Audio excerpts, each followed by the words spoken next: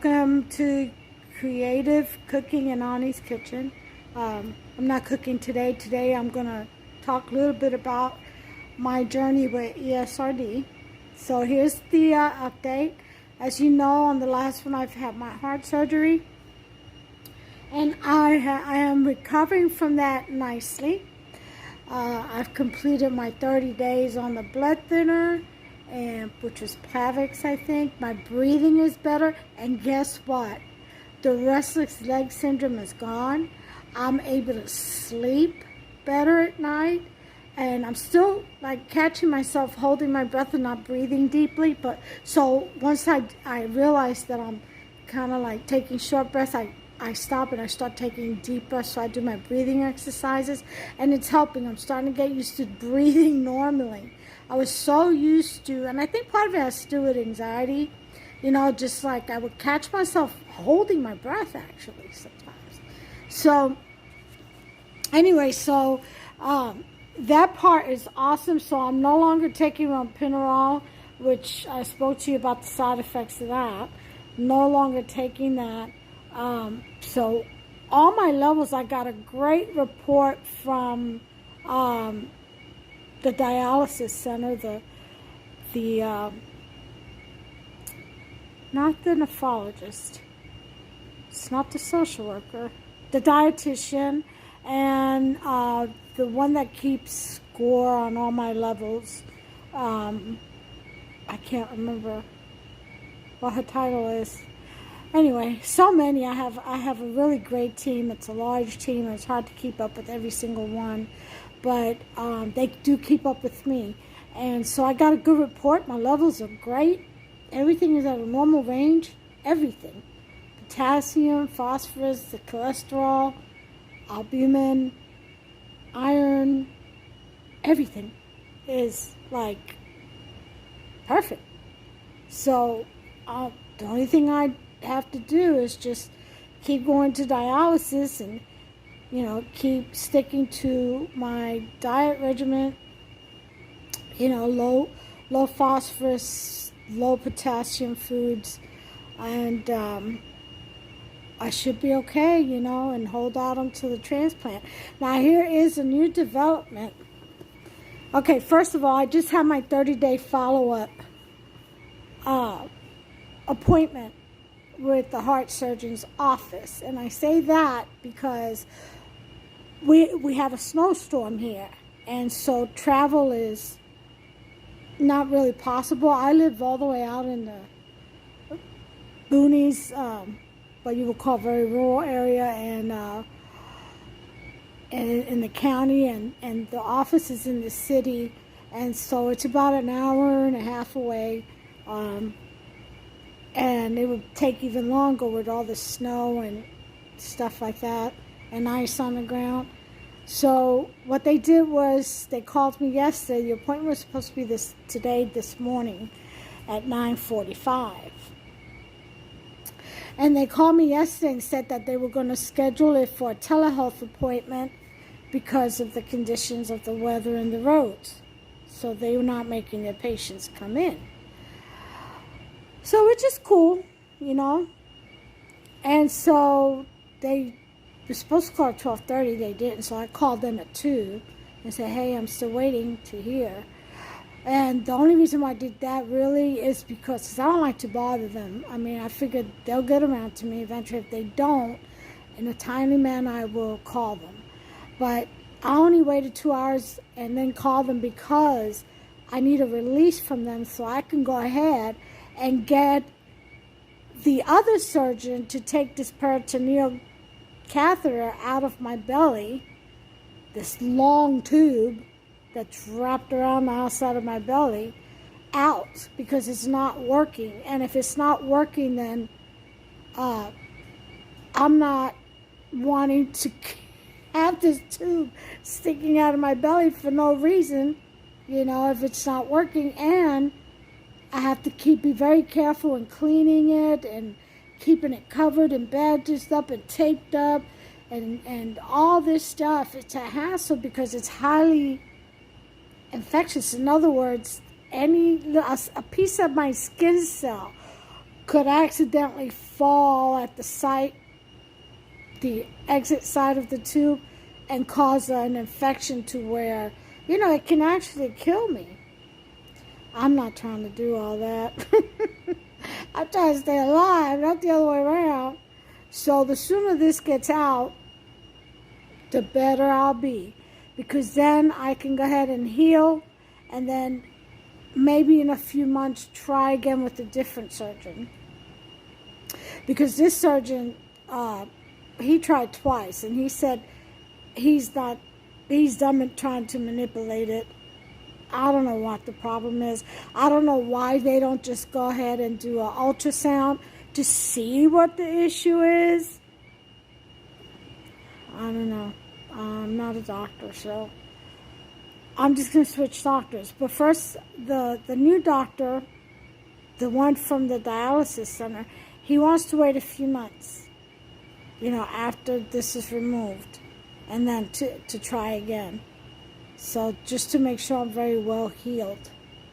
And also, development of scar tissues and stuff like that, it'll give them a good indication as to where I stand there.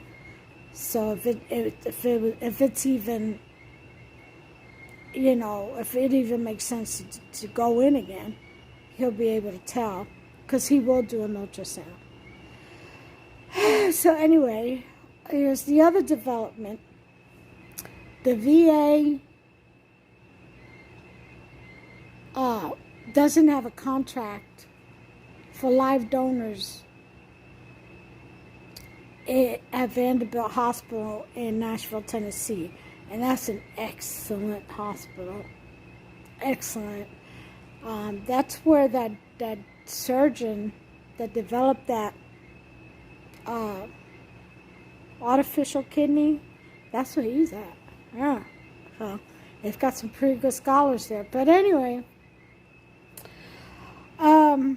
they don't have a contract for live donors, the VA, with the Vanderbilt, Nashville, Tennessee hospital. So they only do cadavers. I have a donor. I've had a donor all these years. And he still hasn't been tested because VA doesn't have a contract for live donors. Oh, they're working on it. It may be this year. It may be just in 6 months. Okay, meanwhile, I'm over here like tick-tock, So I was talking to the social worker over at the dialysis center, and she says, well, have you tried UFK or UK, University of Kentucky Hospital? And I said, well, the VA doesn't have a contract with them at all to do transplants. But then I said, I've got private insurance too, So I figured I can go outside of the VA and use the private insurance for this, because along with that, I have Medicare. So I'm sure Medicare is primary, and then my secondary insurance, my private insurance secondary, picks up the slack. I don't know if they'll pick up everything, but I'm to the point where if I have to take a loan out to cover the balance, whatever it is, co-pays or whatever it is, I will do that. Life is more important. The money's already made, it can be paid back. So you only get one chance at breathing, at a good life. So that wasn't very hard it wasn't a toss-up, a coin toss or anything. So I went ahead and talked to the nephrologist, and he had the nurse call UFK, and they're submitting all my information because I've already been tested, and then COVID hit just when I was ready. I was on the active transplant list. COVID hit, and then because of the time that had lapsed, they said I had to retest all over again. This time they retest a lot quicker, but they took me off the active list and put me inactive until I completed all the tests all over again. I'm still inactive, and I've completed everything. Oh, but they keep finding one more thing. So the last thing was this heart surgery, this heart murmur. Oh, let's go ahead and do that, and then you get cleared by your cardiologist, and the surgeon will write a report to the cardiologist, and then they'll give us a report, and then we'll go ahead and discuss it with the team and put you back on the active list. For cadaver transplant, which takes forever, that's when you have to wait till somebody else dies. And that kind of is heartbreaking for me. But, that is their process. So I figure I'm going to go through U of K since I have a live donor. And I'm going to see what they're about. I do have to check them out. I haven't checked them out yet. I haven't begun that process yet. So I want to know their success rates, and Google the doctors, the surgeons, and get some feedback on former patients who've had transplants there. So, I got my work cut out in that respect. But anyway, so that's where I'm at now. And so the next thing is get this peritoneal taken out. They're going to mail the doctor that did this surgery, that put the peritoneal catheter in. They're going to mail him a release saying that it's okay for me to have that surgery, to get it removed. And then once that happens, then I'll go ahead and heal until I hear back from U of K.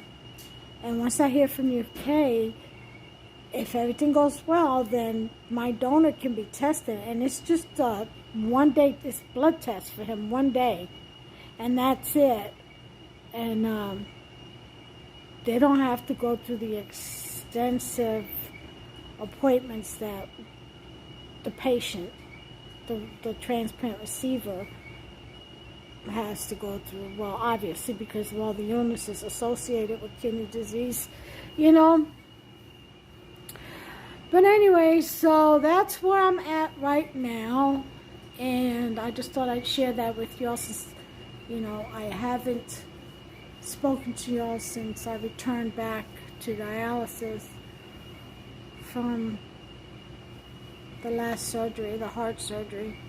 I went Monday for the full, before the snow, and then yesterday, well, my husband took me Monday, so I was able to stay the whole 3.5 hours, and because he was off for President's Day. And then yesterday, he didn't have to be at work until 8:30. So I called the dialysis center at 5 in the morning, asked him if I can go in early and then be out by 8 o'clock so he can have time to, drop me off, pick me up, drop me off at home, and then go to work and make it by 8:30, because work for him is 10 minutes up the road. He works at the Fort Knox. So they said, yeah, come on in, because they had a lot of empty chairs because a lot of patients couldn't make it because of the snowstorm, and I feel bad because they have to carry all that excess, fluid weight from the waste. Anyway, that they can't filter out. Oh, ow, ow, ow, ow. But, so I went in yesterday. Now, tomorrow, he has to go in regular time, so I don't know. Depends. It snowed some more today. It's really bad out there. He says the roads are basically mostly clear. And the thing is, I'm not afraid of driving the snow. I'm from New York. This is really nothing compared. But with this disease, it's a little bit different. Because, first of all, my strength is not all there. And more importantly, going is not a problem. Coming out of dialysis, you're a lot weaker. Your reactions are slower. So let's say if I drive a Jeep, a Renegade. So let's say, so I have traction, you know, everything is cool. And it drives great, handles great in this weather, in the snow. But let's say if for some reason I skid and I go into a slide, I don't know if I'll have the strength to steer the steering wheel, and pull out of it. You know what I mean? So that's the only thing, you know, that I think about, that worries me. So prevention is key. So if I'm going to try tomorrow to go in. My normal time, I usually head out of here between 5:25 and 5:30. I'm usually there by 20 till. I'm usually on by 10 till, and out of there by 10:15. So we'll see what happens. I'm going to try to venture out. Now, if it snows again overnight, I'm not going. I'll just have to wait till Monday and see if things are better then. So, I don't know. It's supposed to be getting even colder and more snow next week. Ugh. We shall see. We shall see. Anyway, so that's pretty much about everything. I just wanted to catch up with you guys and let you know how, you know, things are going. I'm feeling better, sleeping better, and no more restless leg syndrome. Oh, and I got my vest, my heating vest. Finally, it took like 2 months to get here. Probably from China. But you never know. I mean, you go online, the store doesn't tell you. You know, it's not until a month has passed and 6 weeks, and then all of a sudden you get it and you see all this writing, you know, and you see where it's from. That you realize where that store contracts through. But anyway, things are so phony nowadays. But anyway, I did get the vest, and it did not come with the power pack. So Hubster had to go to Best Buy and buy a power pack. That was $50. The vest was about $35, $40, I think. So it was pretty reasonable.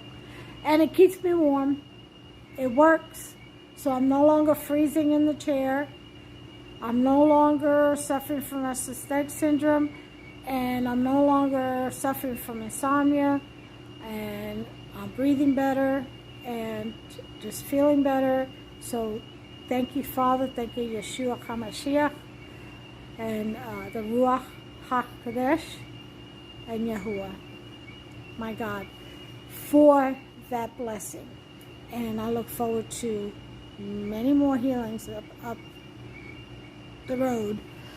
So that's pretty much basically everything. I'll get back with you as soon as I'm coming up for the next surgery, and I'll let you know how that goes, where they take out the peritoneal catheter, and let you know how that goes and how that healing process goes. And as I take my steps towards a transplant, I'll just keep you posted, okay? So until then, y'all, God bless you all, each and every one of you. Take care of yourselves and one another, and stay warm, okay? All right, bye.